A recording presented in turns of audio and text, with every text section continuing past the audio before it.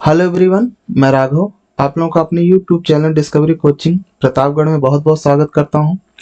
तो इस समय क्लास 10th का साइंस चल रहा था, जिसमें पहला चैप्टर आप लोगों का हो रहा था रासायनिक अपक्रिया और रासायनिक समीकरण, जिसका बेसिक थोड़ा सा हम लोग पिछले लेक्चर में देख चुके हैं। आज हम लोग स्टार्ट करेंगे परिवर्तन से। परिवर्तन, जैसा कि आप लोगों को पता है कि ये परिवर्तन प्रकृति का नियम है। परिवर्तन जो होता है ये हमारे प्रकृति का नियम है और चारों तरफ निरंतर कुछ न कुछ परिवर्तन, निरंतर कुछ न कुछ परिवर्तन होता रहता है।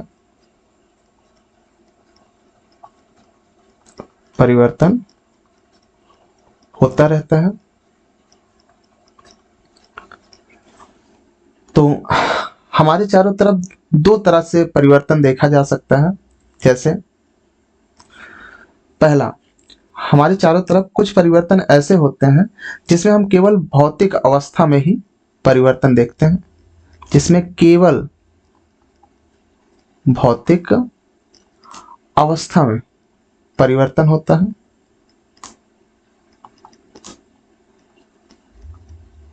किसमें परिवर्तन होता है? भौतिक अवस्था में। और इस परिवर्तन में हम ये देखते हैं कि ना तो उसमें भाग लेने वाले पदार्थ का ना तो संगठन में कोई परिवर्तन होता है, ना तो उसके द्रव्यमान में कोई परिवर्तन होता है।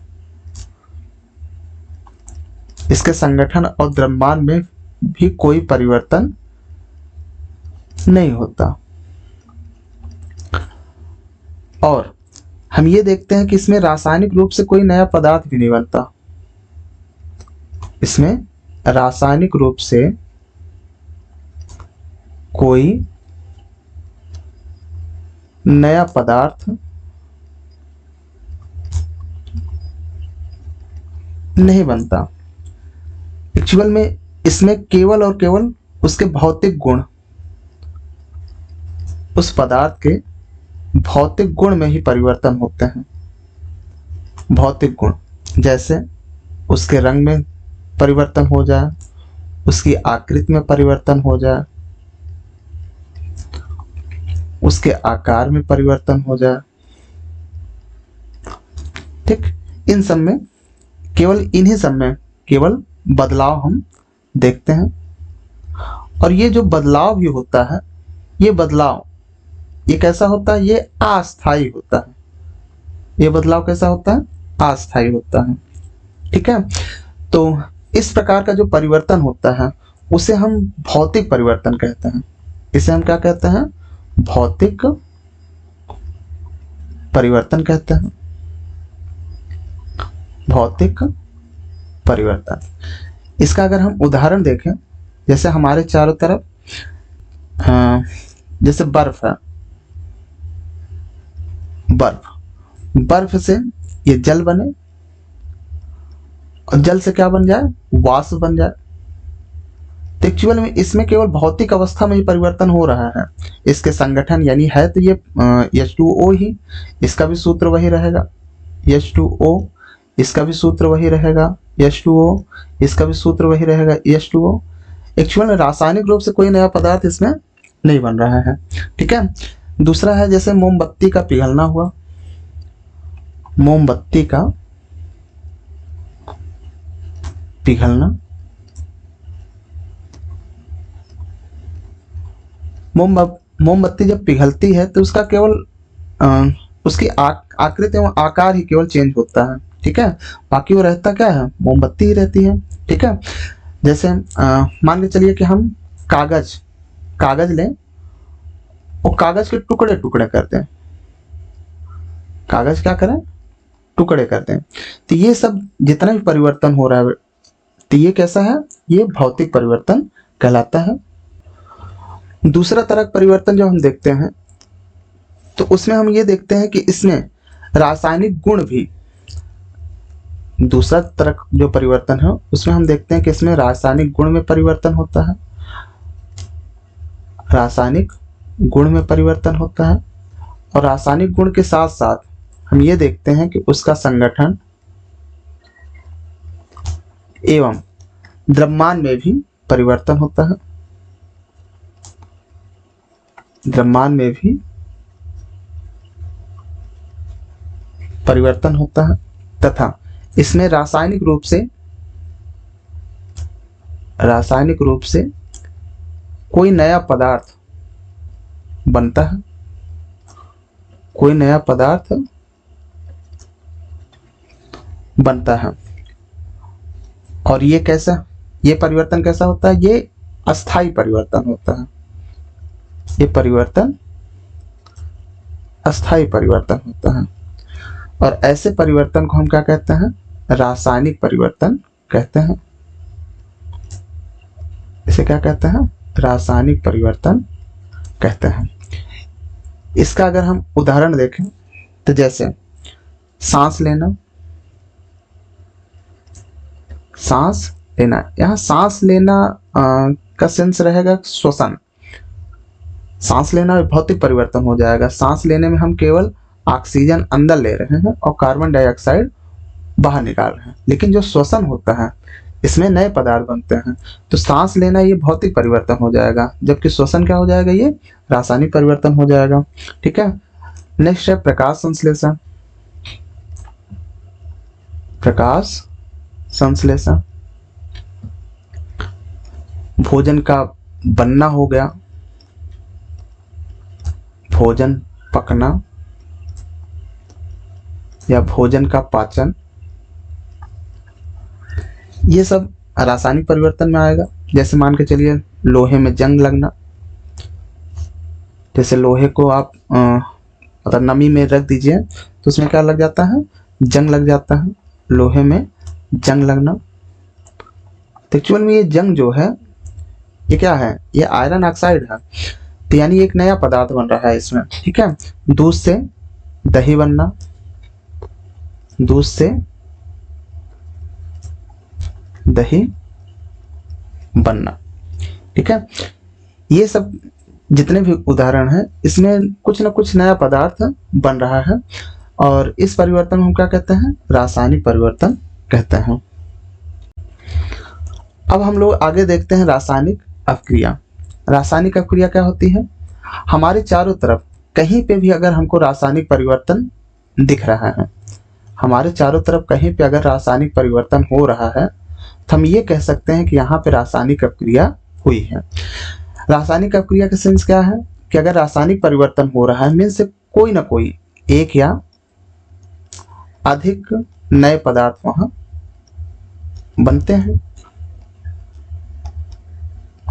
और ये पदार्थ किन्हीं न किन्हीं पदार्थ से मिलकर बनेंगे, वो भी एक या अधिक पदार्थ से बनेंगे। ठीक है। तो यहाँ एक या एक से अधिक नए पदार्थ बन रहे हैं। ठीक है। तो रासायनिक अपक्रिया क्या होती है? हमारे चारों तरफ कहीं भी रासायनिक परिवर्तन होता है तो हम कह सकते हैं कि वहां रासायनिक अपक्रिया हुई है। तो रासायनिक अपक्रिया क्या हो गई? यानी रासायनिक परिवर्तन हो रहा है मीन्स इसमें कोई ना कोई नया पदार्थ बनेगा। तो हम कह सकते हैं कि एक या एक से अधिक पदार्थ क्रिया करके एक या एक से अधिक नया पदार्थ बनाते हैं। इस क्रिया को हम रासायनिक अपक्रिया कहते हैं। ठीक है। और इसमें हम ये देख सकते हैं कि जो ऐसे पदार्थ जो रासायनिक अपक्रिया में भाग लेते हैं, ऐसे पदार्थ जो रासायनिक अपक्रिया में भाग लेते हैं उन्हें हम क्या कहते हैं? उन्हें हम अभिकारक कहते हैं। और जो नए पदार्थ बनते हैं उन्हें हम क्या कहते हैं? उत्पाद कहते हैं। टेक्सचुअल में जो अभिकारक होता है, अभिकारक के जो पदार्थ होते हैं इसमें जो पुराने बंध होते हैं, जो पुराने बंध होते हैं, ये पुराने बंध टूटते हैं और टूटकर नए बंध बनाते हैं। नए बंध किसमें बनेंगे? बंध बना के क्या बनाएंगे? उत्पाद बनाते हैं। यानी इसमें नए बंध बनाकर उत्पाद उत्पन्न करते हैं।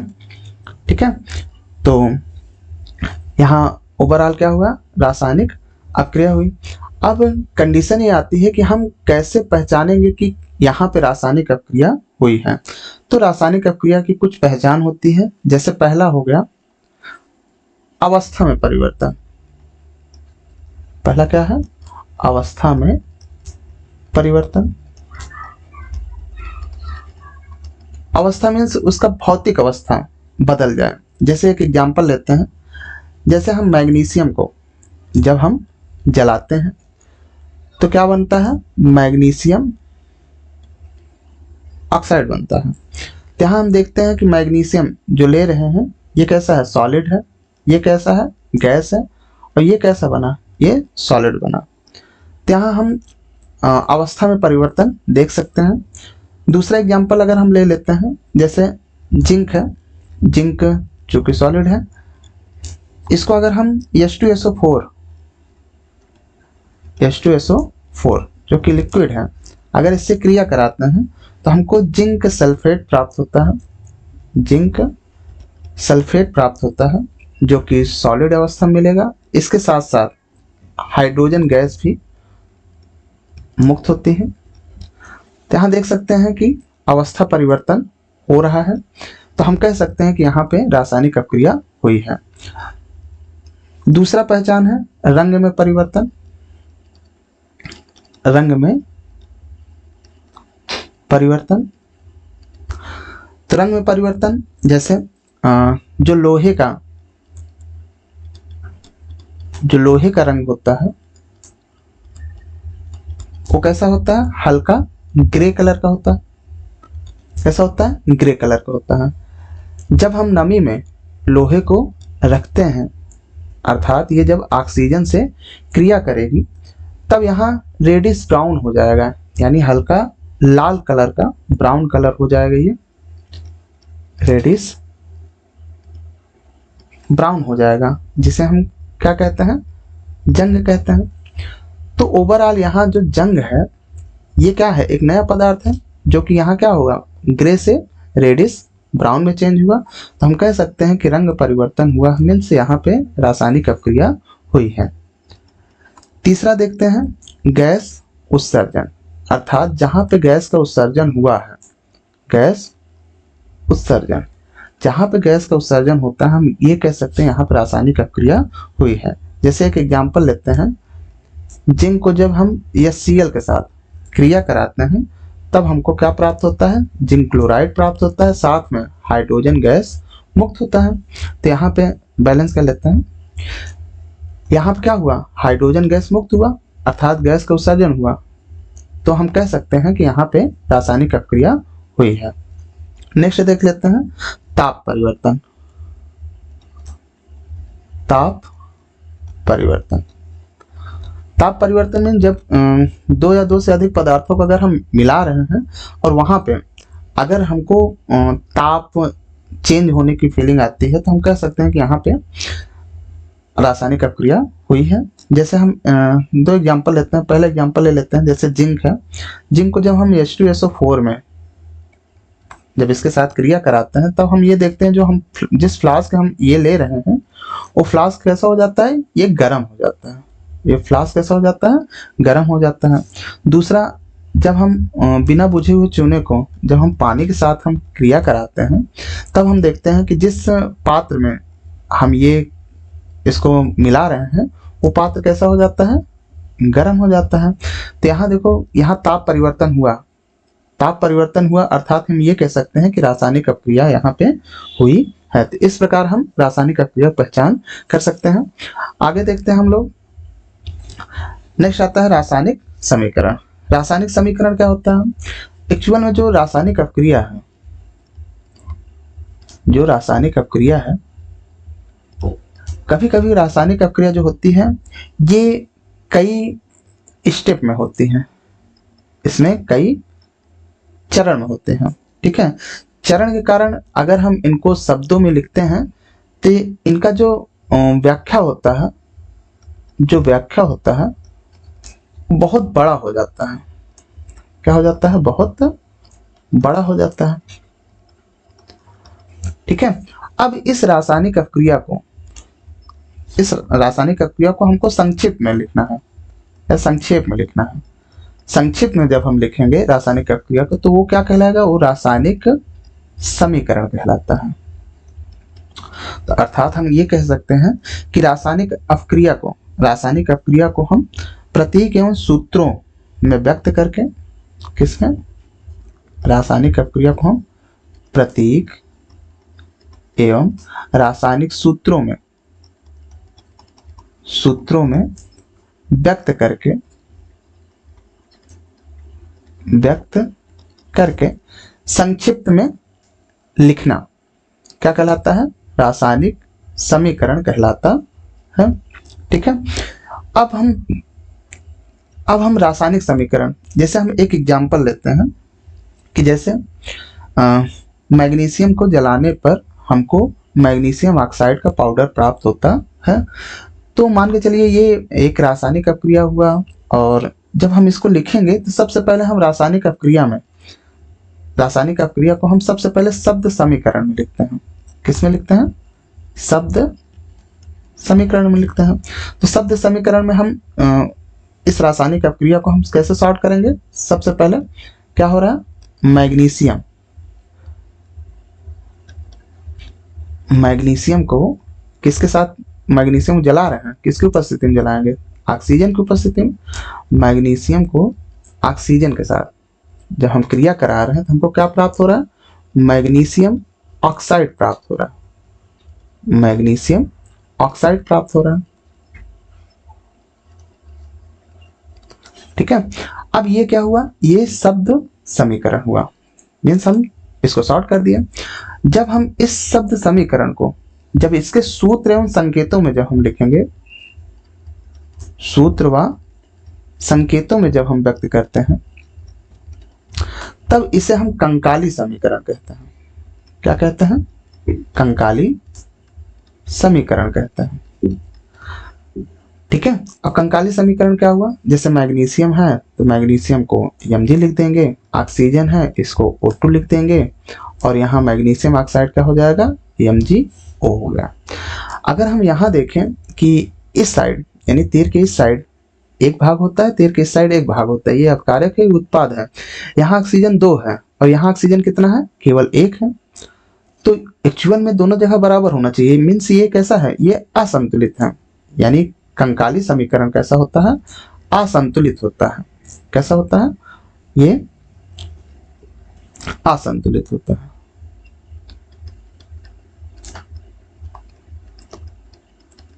अब हम इस कंकाली समीकरण को संतुलित समीकरण लिखेंगे, संतुलित समीकरण लिखेंगे। तो अभी जैसे बताया गया कि ये क्या है, ये अभिकारक, ये क्या है, उत्पाद है।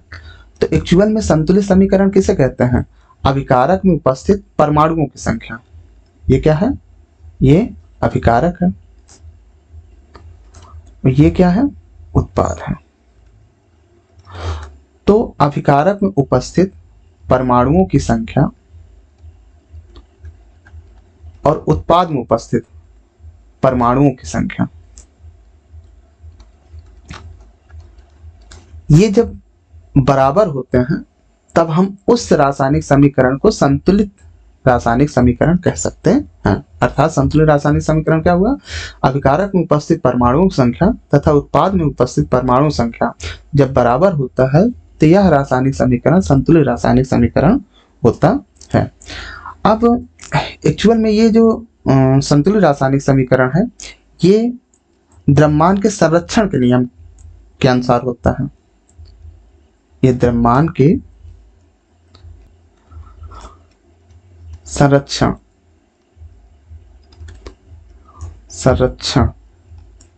के नियम के अनुसार है। ठीक है। तो संतुलित, अब जैसे ये संतुलित नहीं है, ये रासायनिक समीकरण कैसा है, संतुलित नहीं है। तो रासायनिक समीकरण को संतुलित करने के लिए कौन सी विधि यूज होती है, तो एक विधि है अनुमान विधि। अनुमान विधि जिसे इंग्लिश में क्या कहते हैं, हिट एंड ट्रायल मेथड कहते हैं, हिट एंड ट्रायल मेथड कहते हैं। तो सबसे पहले हम रासायनिक समीकरण लिखने की विधियां देख लेते हैं, उसके बाद फिर हम इसको संतुलित करने की विधि देखते हैं। तो रासायनिक समीकरण लिखते समय हम ये फोकस करेंगे कि जो अभिकारक है, अभिकारक को हम लेफ्ट हैंड साइड लिखेंगे और उत्पाद को हम राइट हैंड साइड लिखेंगे, और दोनों के बीच में एक तीर रहेगा, जिसका तीर का सिरा किसकी तरफ रहेगा, उत्पाद की तरफ रहेगा। कभी कभी क्या होता है कि अभिकारक दो या दो से अधिक पदार्थ होते हैं, तो मान के चलो जैसे ए बी ये अभिकारक है, दो पदार्थ हैं, तो इन दोनों के मध्य हम किसका चिन्ह लगा देंगे, प्लस का लगा देंगे। सेम इसी प्रकार अगर उत्पाद भी दो या दो से अधिक बन रहे हैं तो इनके बीच भी हम तीर प्लस का निशान लगा देंगे, और अभिकारक और उत्पाद के मध्य हम किसका निशान लगाते हैं, तीर का निशान लगाते हैं। इस तीर को भी हम देखते हैं कि अगर अपक्रिया कैसी है, अपक्रिया दो प्रकार की हो जाएगी यहाँ पे, एक उत्क्रमणीय हो जाएगी, एक अपक्रिया क्या होगी, उत्क्रमणीय, दूसरा होगा अनुत्क्रमणीय, अनुत्क्रमणीय। उत्क्रमणीय अपक्रिया क्या होती है कि जैसे कोई पदार्थ है, इससे ये पदार्थ बने और फिर से किसी कंडीशन से इस पदार्थ से ये पदार्थ बन जाए, तो उत्क्रमणीय अपक्रिया में हम ये वाला चिन्ह लगाते हैं। अनुत्क्रमणीय मीन्स इस पदार्थ से केवल यही पदार्थ बने, उल्टा फिर से ये ना बन सके, तो अनुत्क्रमणीय अपक्रिया में हम केवल एक तीर का चिन्ह लगाते हैं। और यहाँ हमको एक चीज नोटिस करना है कि जो पदार्थ होते हैं ये सदैव अणु के रूप में लिखे जाएंगे। कैसे लिखे जाएंगे, अणु के रूप में हमेशा। जैसे अणु, जैसे एक परमाणु हो गया, जैसे एक परमाणु हो गया, जैसे एक परमाणु, जैसे यहाँ थोड़ा सा कंफ्यूजन आया होगा कि मैग्नीशियम का हम Mg लिखे हैं और ऑक्सीजन के यहाँ O लिखते हैं, है ना, लेकिन यहाँ क्या लिखा गया है, यहाँ O2 लिखा गया है। तो क्यों लिखा गया है, क्योंकि हम ये जो भी पदार्थ लिखेंगे उसको हम किस रूप में लिखेंगे, अणुओं के रूप में लिखते हैं। जैसे कुछ एक परमाणु होते हैं, एक परमाणु जैसे सोडियम, इसको हम Na ही लिखेंगे, Na2 नहीं लिखेंगे।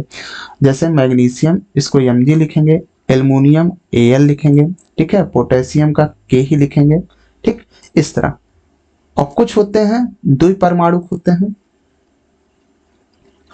द्विपरमाणु होते हैं, जैसे O2, इस यहाँ हम O नहीं लिखेंगे, O2 के रूप में लिखेंगे, क्योंकि O जो है वो परमाणु है और ये क्या है, ये अणु है। जैसे N2 हो गया, H2 हो गया, ठीक है, इस प्रकार। तो हम जो भी पदार्थ लिखेंगे किस रूप में लिखेंगे, अणुओं के रूप में लिखेंगे, ठीक है।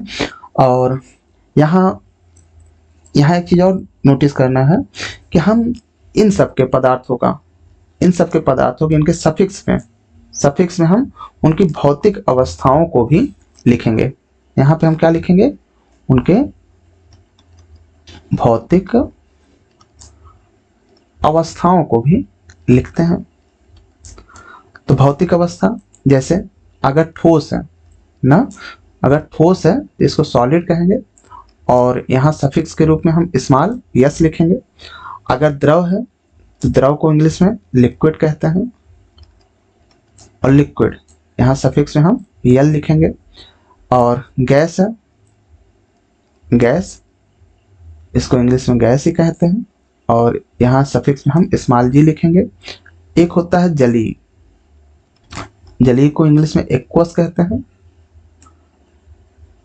एक्वस, यहाँ क्या लिखेंगे, ए क्यू लिखेंगे, ए क्यू लिखेंगे। तो ये भौतिक अवस्था हम इसमें लिखते हैं। तो इस प्रकार हम रासायनिक समीकरण लिख सकते हैं।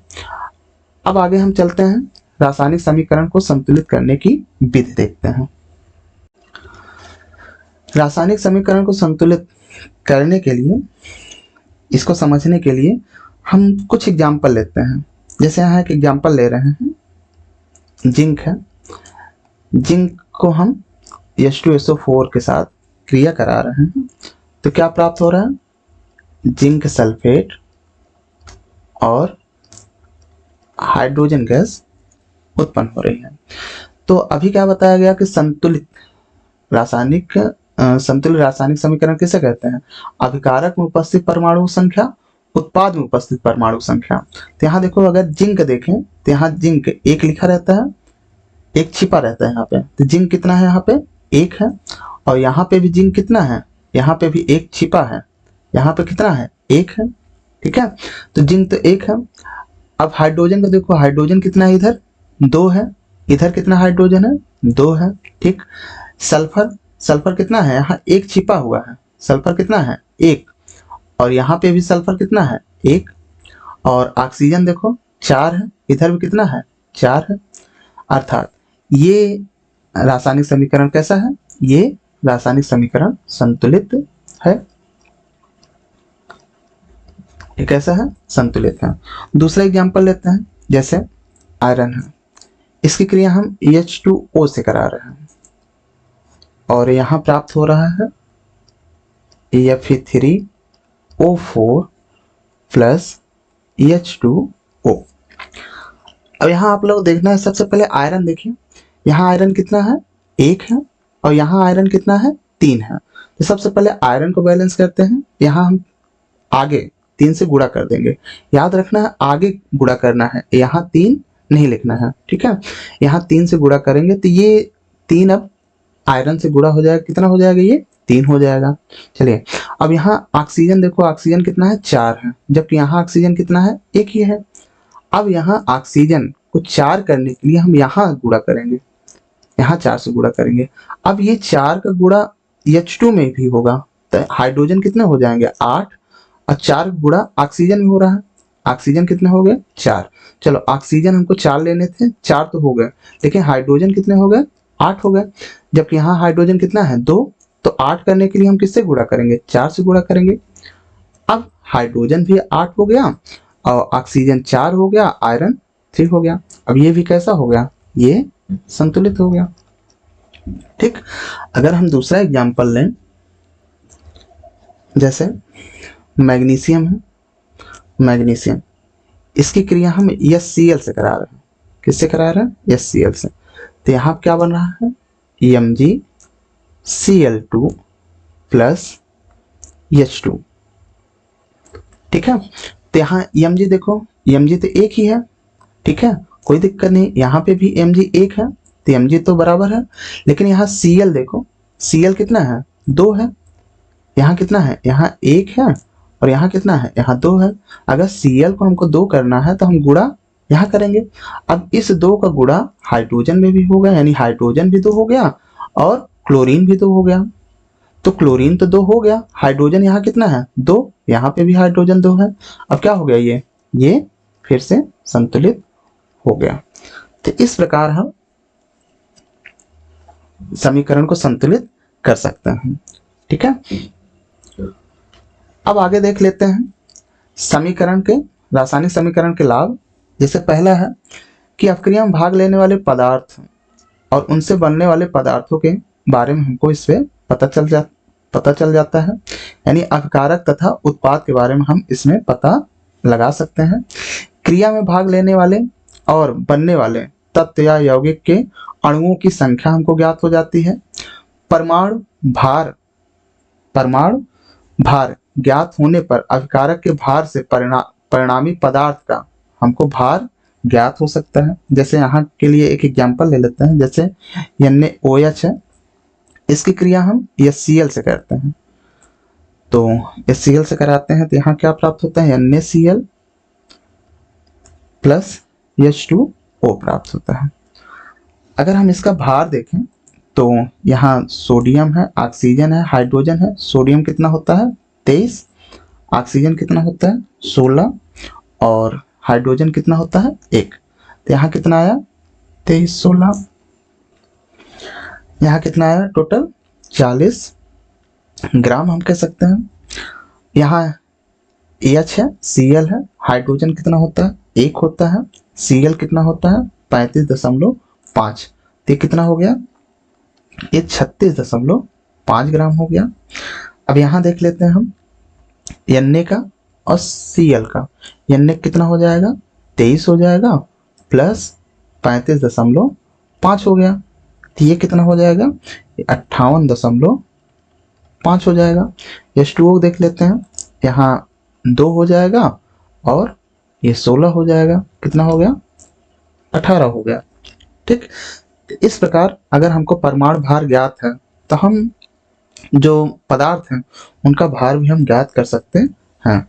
और समीकरण से द्रव्यमान, ये क्या है, द्रव्यमान के संरक्षण के नियम की पुष्टि होती है।